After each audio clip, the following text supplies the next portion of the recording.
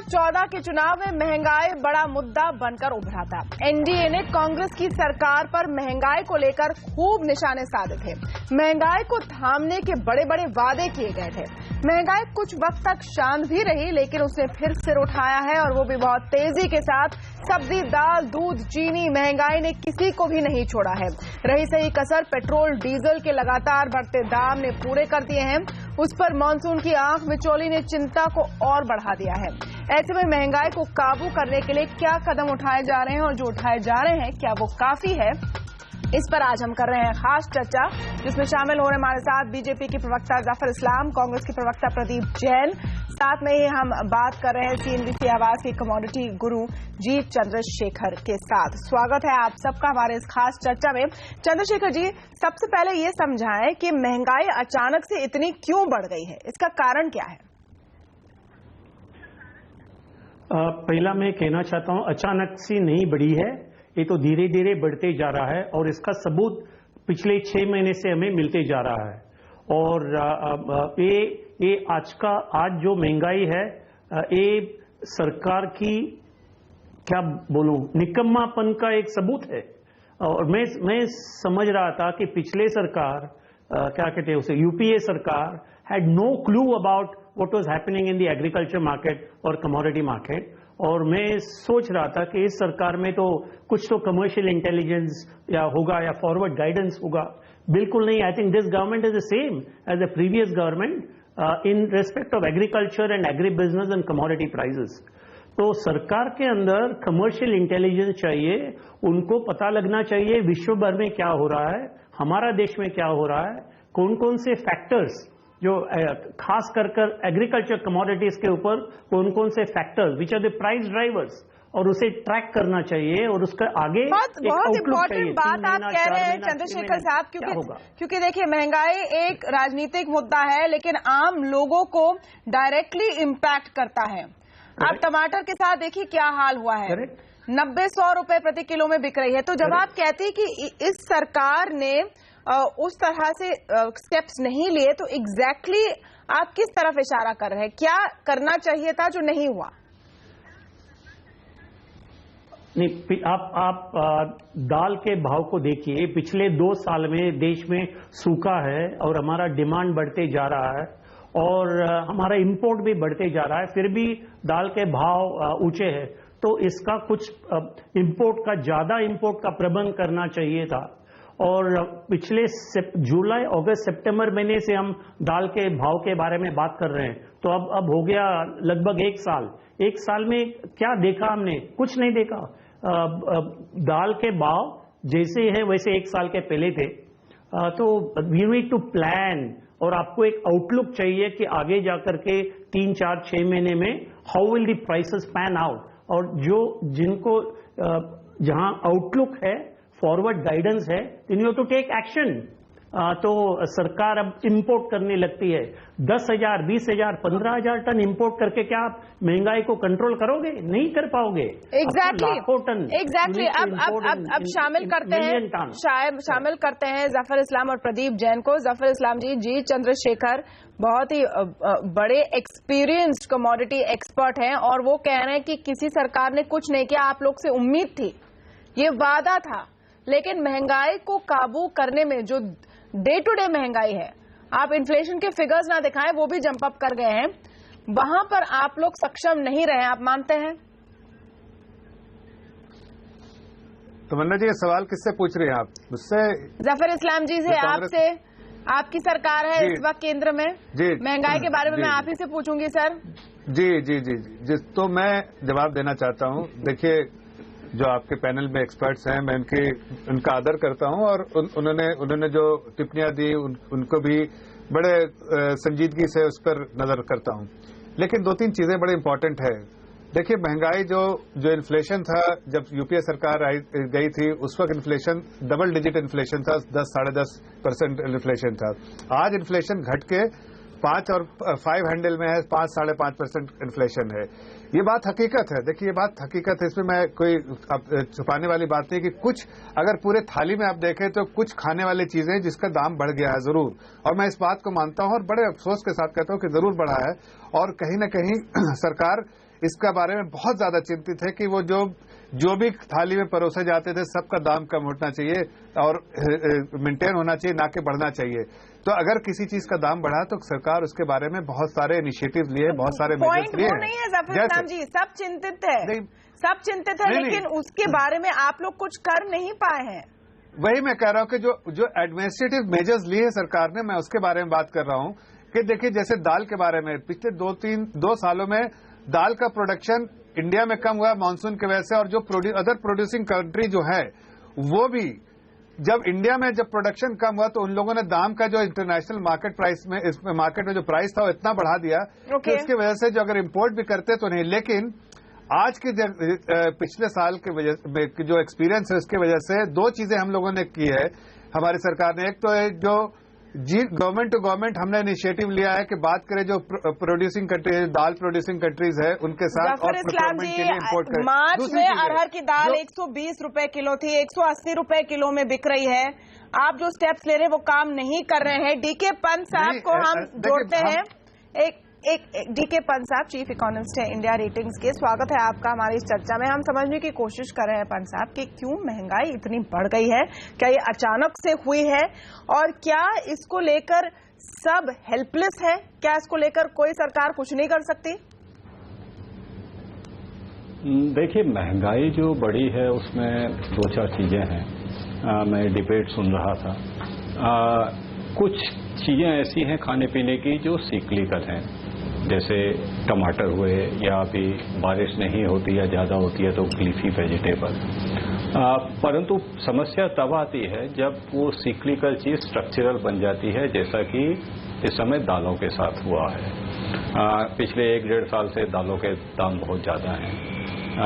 हमें ये मालूम है कि इस साल अभी तक तो मानसून अच्छा नहीं हुआ, परंतु उम्मीद है कि मानसून अच्छा होगा। पर यही इंफॉर्मेशन 2 साल पहले हमारे पास थी। 2014 और 15 का जो मानसून फेलियर हुआ जी। तो उस समय अगर हमें ये था कि दालों मानसून कम होगा, दालों का उत्पादन कम होगा, इसके कारण हमारी इंपोर्ट डिपेंडेंस और बढ़ जाएगी, क्योंकि हमारी वैसे ही 30 से 40% इंपोर्ट डिपेंडेंस है दालों पे, हम दालें बाहर से मंगाते हैं। तो वो जो एक एक्शन है जो वो टाइमली जो है वो थोड़ा मिसिंग था। जैसे पीछे हमने देखा कि सरकार ने जिस समय ये हुआ कि गेहूं का उत्पादन कम होने वाला है, इमीडिएट स्टेप लिया, चाहे 20,000 टन या 40,000 टन मंगाया, उससे एक इफेक्ट पड़ा जो बाकी मार्केट प्लेयर्स हैं। अब अगर आप आज ये हालात देखिए, अभी तक जो गेहूं का जो प्रोक्योरमेंट है वो पिछले साल के बनिस्बत कोई 23% कम है, और प्राइवेट ट्रेडर्स जो हैं वो गेहूं एफसीआई के मुकाबले बहुत ज्यादा खरीद रहे हैं। तो कहीं ऐसा तो नहीं है कि आने वाले 4-5 महीनों में गेहूं के दामों में उछाल देखा जाए। सरकार ने कुछ स्टेप लिए, कुछ सक्सेस मिले और कुछ नहीं। परंतु जब तक हम पूरा एग्रीकल्चर प्रोडक्शन को हम लोग चेंज नहीं करते, क्योंकि हमारी उत्पादकता जो है खासकर दलहन की, या हम वैसे ही गेहूं चावल की देख लीजिए, उत्पादकता हमारी बहुत कम है, विश्व स्तर से बहुत कम है। तो हमें जो बार बार कहा जा रहा है कि हमें दूसरा ग्रीन रेवोल्यूशन करना पड़ेगा, ये हम पिछले कोई 5-7 साल से सुनते आ रहे हैं। एग्जैक्टली। परंतु उस पे कोई भी सरकार अभी तक एटलीस्ट प्रोडक्टिविटी बढ़ाने के क्षेत्र में कुछ नहीं कर पाई है। ये पिछली सरकार के साथ भी यही हुआ और अभी वाली सरकार के साथ भी यही हो रहा है। इसी नोट पर चलते हैं कांग्रेस पार्टी के प्रदीप जैन के पास। प्रदीप जैन जी, इसके पहले कि आप जफर इस्लाम से सवाल पूछे और कहे कि एनडीए ने कुछ नहीं किया, उस पर काफी टिप्पणी हमारे एक्सपर्ट्स भी कर चुके हैं। आप मानेंगे कि ये एक सिस्टेमिक फेलियर रही है? जब आपकी सरकार थी तब से ये हालत शुरू हुई है कि जितनी नीड है, जितनी रिक्वायरमेंट है इस देश की, उसके हिसाब से उत्पादन नहीं हो रहा है और उसको बढ़ाने के लिए काफी कुछ नहीं किया गया। जी जी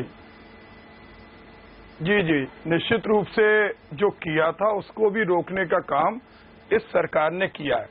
और मैं आपको एक चीज तमन्ना जी बताना चाहता हूं, अभी आप देखें टमाटर आपके उसमें स्क्रीन पे तो 50-60 रुपए आ रहे, हमने देखा 100 रुपए किलो और 120 रुपए किलो अच्छे टमाटर बिके। हमारा सबसे बड़ा प्रश्न है कि जो प्याज 100 रुपए किलो तक बिकी, वो मध्य प्रदेश में 50 पैसे बिकने पे किसान मजबूर हुए, उन्होंने सड़क पे फेंकी, क्योंकि सरकार के पास कोई नीति नहीं है। सरकार केंद्रित नहीं हो पा रही कि जो जिन वस्तुओं का उत्पादन ज्यादा है उनका हम कैसे एकत्रीकरण करें, कैसे उसको वेयर हाउस तक पहुंचाएं, और जो कम जिसकी सप्लाई है, डिमांड ज्यादा है, उसका मूल्य निर्धारण कैसे करें। हमारे दोनों एक्सपर्ट ने बहुत अच्छी बात कही। मैं इसको नहीं कहता कि पिछली सरकार में महंगाई नहीं थी, लेकिन आप देखिए इनकी जिस तरह की नीति है, उस नीति से महंगाई कम होने वाली नहीं है। इनके एक सांसद जो 6 बार के सांसद हैं, वो लोकसभा में कहते हैं कि ये सरकार अडानी के लिए काम कर रही। इनके एक सांसद सतपाल सिंह जो कमिश्नर रह चुके हैं, वो कहते हैं कि शक्कर के दाम महंगाई पे बता रहे जी चंद्रशेखर जी और फिर जफर इस्लाम जी। जी चंद्रशेखर जी। तमन्ना जी, मुझे पूरा मौका दीजिए बोलने का। हमारी बात ही नहीं आप रहने देंगे तो कैसे पता चलेगा? मैं आपके पास आ रही हूँ, लेकिन एक्सपर्ट भी है हमारे पैनल में जफर इस्लाम जी, और वो पॉइंटेडली बिना किसी पॉलिटिकल एजेंडा के फैक्ट्स रख रहे हैं हमारी सरकार जो कर रही है उसके बारे में। मैं आ रही हूँ आपके पास सर, मैं कहा नहीं आऊंगी आपके पास, मैं आऊंगी आपके पास। जी चंद्रशेखर जी की बात सुन लीजिए, फिर उसके बाद मैं आपके पास आ रही हूँ। जी चंद्रशेखर जी। हाँ, हम सबको पता है यूपीए का 10 साल में कितना बार महंगाई बढ़ गया था। 2007 में तो बहुत बड़ा एक प्राइसेस, तब कई एक्सपोर्ट बैन हो चुके थे, फ्यूचर्स ट्रेडिंग बंद किया गया, स्टोरेज कंट्रोल लगाया गया, तो काफी कुछ यूपीए सरकार ने भी यूपीए सरकार के टाइम में भी महंगाई थी। मगर पिछले 2 साल में ये जो नया गवर्नमेंट है, एनडीए गवर्नमेंट, उनको मैं ज्यादा क्रेडिट नहीं दूंगा, क्योंकि पिछले 2-1.5 साल में क्रूड ऑयल के भाव इतने कम हो चुके हैं कि उसका फायदा इन्फ्लेशन में दिख रहा है। तो इन्फ्लेशन पिछले 2 साल में कम है, उसका कारण सरकार की कोई नीति या अच्छा काम का फल नहीं है। क्रूड ऑयल के भाव विश्वभर कम हो चुका है, उसका फायदा हम सबको भी मिल रहा है, उसके वजह से। ओके, जाफर इस्लाम जी। देखिए, ये दोनों एक्सपर्ट बैठे हैं, मैं 2-3 सवाल करूंगा, बड़े बेसिक सवाल है।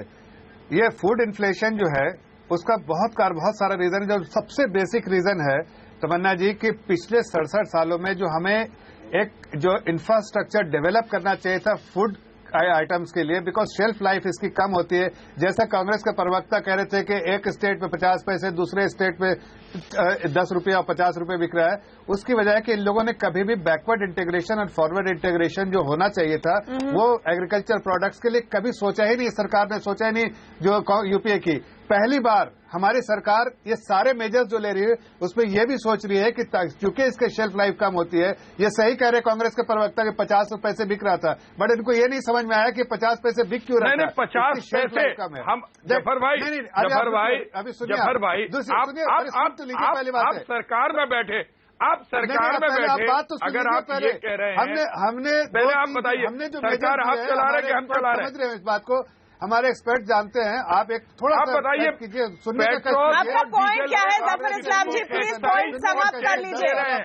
प्रदीप जैन, 1 मिनट, आप पॉइंट समाप्त कीजिए जफर इस्लाम जी। हाँ, तो मैं ये कह रहा हूँ कि देखिए हमारे सरकार ने बहुत सारे मेजर्स लिए हैं। जैसे दाल के बारे में बात करें तो दाल के बारे में हमने एमएसपी बढ़ाया है ताकि प्रोडक्शन को थोड़ा ज्यादा करें, फार्मर्स को बेनिफिट हो, उसका साफ साफ आपको दिखेगा। दूसरे साथ एक्सपोर्टिंग कंट्रीज के साथ हमने डायरेक्ट नेगोशिएट करना शुरू किया, ना कि होर्डर्स अपने साथ लाके और दाल बढ़ा होर्डर्स के इतने सारे रेट्स, और क्या निकला उसमें से जफर इस्लाम जी? कितने सारे रेट क्या निकला? होर्डर्स के सारे स्टेट्स को कि होर्डर्स के खिलाफ, लेकिन असर क्या हुआ? 120 से 180 हो गया है हर होर्डर्स पर रेट डालकर क्या मिला? तमन्ना जी, एक्शन का है। अच्छा, आपने कहा कि आपने काफी सारे स्टेप्स लिए दाल को लेकर। हम छोटा सा ब्रेक लेंगे, लौट के हमारे एक्सपर्ट से मुझे आप पूरी कंप्लीट नहीं करने दे रहे ना तमन्ना जी, बात आप बीच में रोक देती हैं। आप पूछते, आप तो पहले सुन तो लीजिए हमारी पूरी बातें, बताइए। अच्छा, आप ये कहना चाहते हैं कि महंगाई नहीं है? अच्छा, आप क्या कहना चाहते जफर भाई कि महंगाई नहीं है? हर गरीब की थाली में दाल है, टमाटर 5। अब क्या कहना चाहते? जो साइक्लिकल महंगाई नहीं बढ़ी। आपने मेजर स्टेप्स के बारे में बताया जफर इस्लाम जी। ब्रेक के बाद आप पूछेंगे कि क्या वो मेजर स्टेप्स काफी है या नहीं। लौटेंगे जल्दी। आप बताइए, महंगाई नहीं बढ़ी। ब्रेक के बाद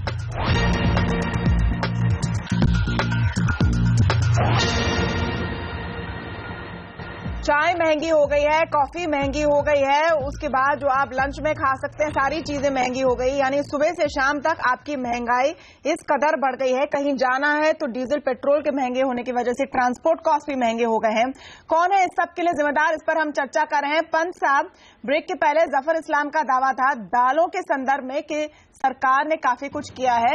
एक तो उन्होंने एक्सपोर्टिंग देशों के साथ सीधे डील्स करने की कोशिश की है, एमएसपी बढ़ा दी है, होर्डर्स पर क्रैकडाउन किया है। क्या ये सब काफी है? और अगर अच्छे कदम है तो उसका फायदा क्यों नहीं दिख रहा है? डी के पास देखिए, जिस समय दालों के दाम पिछले साल जब बढ़ने शुरू हुए तो एक बड़ा जोर शोर से होल्डर के खिलाफ मुहिम चली। कुछ इंपोर्ट भी हुआ दालों का, जो बाकी सालों से कुछ ज्यादा था।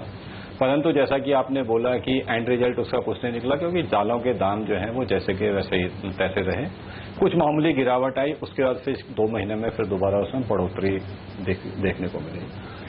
अब क्या है कि आपने एमएसपी बढ़ा दिया, आपका एरिया सेम है, तो अगर किसान दलहन बोएगा, दालें बोएगा, तो गेहूं या चावल किसी में कंपनसेट होगा, तो उस तरफ वो असर देखने को मिलेगा। बिना एक राजनीतिक बात किए हुए, जैसा कि मैंने पहले भी बोला कि इस समय सबसे बड़ी समस्या ये है कि हमें उत्पादकता जो है हर चीज में, चाहे वो गेहूं की बात हो, चाहे चावल की बात हो, चाहे वो दलहन की बात हो, चाहे कपास की बात हो, हर चीज में हमें अपनी उत्पादकता बढ़ानी है। जिस तरह से अर्बनाइजेशन हो रहा है, अगर हमें मैन्युफैक्चरिंग में ज्यादा करना है, बढ़ोतरी करनी है, तो हमें जमीन की रिक्वायरमेंट है। और अगर वो जमीन आएगी तो उसका बट नेचुरल वो है कि जो खेती के लिए जमीन है वो संकुचित होती जाएगी, और जब तक हम लोग उत्पादकता नहीं बढ़ाते वो नहीं होगा। एमएसपी बढ़ा दिया, उसका असर जो भी होगा वो एक 6 महीने या साल भर बाद नजर आएगा, उससे पहले नहीं। प्रदीप जैन जी, अगर एनडीए से शिकायत है कि वो कुछ अलग नहीं कर रहे हैं, आप लोगों से शिकायत है कि अब तक जो सिस्टम रहा है उसकी वजह से ही इतनी खराब हालत आज है। नहीं, इसमें देखो तमन्ना जी, सबसे पहले तो हम बता दें कि हम सरकार में नहीं है, लेकिन हम एक जिम्मेदार सलाह देना चाहते हैं। आपके अंडर भी स्टेट्स हैं, कम स्टेट्स हैं, लेकिन स्टेट्स हैं, वहां पर भी प्रॉब्लम्स हैं। दिवानी चाहिए थी जब आप सरकार में थे। आप तमन्ना जी बात ही नहीं करने दे रही। आप बताइए, आप बात नहीं करने दे रही। अगर आपको बोलना है, प्रदीप जैन अपनी बात पूरी करें। आप बताइए, वेस्ट मत करें प्लीज। प्रदीप जैन बोलेंगे, जफर इस्लाम फिर जवाब देंगे। प्रदीप जैन आप नहीं, आप बताइए, आप जफर इस्लाम जी से ये पूछिए, इनकी जिन राज्यों में सरकार है, जमाखोरों पर इन्होंने 3/7 लगाई। आज जमाखोर जो दाल की उत्पादक था, निश्चित रूप से हमारे एक्सपर्ट अच्छा कह रहे हैं, कमोडिटी गुरु सही कह रहे हैं, लेकिन इनने कितने जमाखोरों पर कार्यक्रम किया, क्या किया? आज इन्होंने सेंट्रल एक्साइज बढ़ा दी, आज इन्होंने सर्विस टैक्स बढ़ा दिया। जो आज पेट्रोल की कीमत है उसमें 54 रुपए एक्साइज और स्टेट गवर्नमेंट वैट ले रही, डीजल में 46 रुपए ले रही। आज दवाई के दाम बढ़ गए, आज पेट्रोल के दाम बढ़ गए, आज रेल के भाड़े के दाम बढ़ गए। आज एक बात आप पूरी मेरी बात सुन लीजिए, आज शिक्षा के दाम बढ़ गए। कोई चीज ऐसी नहीं है, लेकिन इन्होंने, हम ये कहते हैं, इन्होंने जमाखोरों के लिए क्या किया, उत्पादकता बढ़ाने के लिए क्या किया? कांग्रेस कई सारे सवाल एक साथ पूछ रहे हैं प्रदीप जैन में आ गए। नहीं, कई सारे सवाल एक साथ पूछ रहे हैं। आप बताइए, इनसे जवाब भी तो। लेकिन तमन्ना जी, आप बताइए, इन्होंने जमाखोरों इस बात पर जरूर हम आएंगे जफर इस्लाम जी के। देखिए, कमोडिटी साइकिल में प्राइसेस बढ़ रहे हैं और कुछ चीजें आपके हाथ में नहीं होंगी, ये हम मान सकते हैं। उसके ऊपर सेस के ऊपर और सेस। एक आम आदमी की जिंदगी आज मुश्किल हुई है या नहीं, जहां तक प्राइसेस की बात करें तो? देखिए तमन्ना जी, 2-3 बातें मैं कहना चाहता हूं, आप बीच में इंटरप्ट मत कीजिएगा। देखिए, मैं 2 चीजें कहना चाहता हूं। एक तो बजट में अगर आप देखिए पिछले बार जो इरिगेशन, जैसा आप हमारे इकोनॉमिस्ट भाई कह रहे थे कि भाई उत्पादन बढ़ाना चाहिए, तो उसके लिए इरिगेशन जो है बहुत जरूरी है। तो इरिगेशन पे हम लोगों ने बहुत ज्यादा इस बार बजट में फोकस किया है। ताकि जो एग्रीकल्चर सेक्टर जो है वो इम्पैक्ट जो होता था मानसून की वजह से, वो उसमें कहीं ना कहीं इसमें आपको फायदा दिखेगा। ये प्रैक्टिकल प्रॉब्लम है और उसके हमको सोल्यूशन जो कि इन लोगों ने कभी नहीं किया, उसके सोल्यूशन निकाल के लिए आ रहे। दूसरी बात जो बहुत इंपॉर्टेंट है तमन्ना जी, कि हमारे सरकार ने वो सब इनिशिएटिव्स लिए हैं जो कि उस इनिशिएटिव्स के कुछ इमीडिएट इम्पैक्ट हो सकते हैं और कुछ उसके लॉन्ग टर्म इम्पैक्ट होंगे। देखिए, अगर लॉन्ग टर्म इम्पैक्ट बहुत जरूरी है, इसलिए कि अगर वो लॉन्ग टर्म इम्पैक्ट, अगर जो हमारे एक्सपर्ट्स हैं और जो इकोनॉमिस्ट हैं, दोनों को ये पूछिए कि ये जो इनिशिएटिव्स है कुछ नहीं, उसकी जरूरत ये है कि जो हमारे जो प्राइस, एक इमीडिएट प्राइस कंट्रोल के लिए मेजर्स ले रहे हैं और एक जो लॉन्ग टर्म। अच्छा जाफर इस्लाम जी, एक चीज बता दीजिए, अगर खराब मानसून की वजह से प्राइसेस बढ़े, उस टाइम पे कम से कम जो सस्ते क्रूड का फायदा मिल रहा था वो आप हमको दे देते, उस पर भी आप लोग ने और टैक्सेस लगाकर सरकार की जेबें भरी, खजाने भरे, कुछ तो छोड़ देते हमारे लिए। इस समय तो छोड़ देते। देखिए, जो नीचे प्राइस आया क्रूड का, उसका पूरा फायदा देखिए तमन्ना जी, इंफ्रास्ट्रक्चर नहीं रहेगा तो यही जो वेजिटेबल आइटम्स है वो गांव से जो बाहर आने में उसका चंद्रशेखर, बहुत कम समय बचा है, लेकिन क्या अब फौरी तौर पर क्या करना चाहिए सरकार को? म्यांमार से दाल इंपोर्ट करने से बात बनेगी क्या? नहीं, देखिए दो चीजें जी चंद्रशेखर जी से लास्ट वर्ड। दो चीज है, दो चीज है वेरी क्लियरली। सरकार का पास कमर्शियल इंटेलिजेंस ग्लोबल मार्केट और इंडियन मार्केट में, खास करके एग्रीकल्चर मार्केट में क्या हो रहा है इसकी बिल्कुल जानकारी नहीं है। We need to set up a commercial intelligence and research desk to track commodity market, जिसके वजह से उनको एक एडवांस फॉरवर्ड गाइडेंस मिल सकेगा और उस फॉरवर्ड गाइडेंस के आधार में they need to make proactive policy. बहुत ही अच्छा पॉइंट है। वैज्ञानिक तौर पर आप देखिए, स्टडी करें क्या हो रहा है, बहुत सारे एक्सपर्ट्स हैं अवेलेबल जो इस तरह की चीजों की जानकारी रखते हैं, उनकी आप मदद ले सकते हैं, फॉरवर्ड प्लानिंग कर सकते हैं। बहुत बहुत शुक्रिया आप सबका आज हमारे साथ इस खास पैनल में जुड़ने के लिए। उम्मीद कर सकते हैं कि अब बारिश समय पर आए, मानसून आए और कम से कम इस महंगाई से थोड़ी सी तो राहत दे दे। नमस्कार।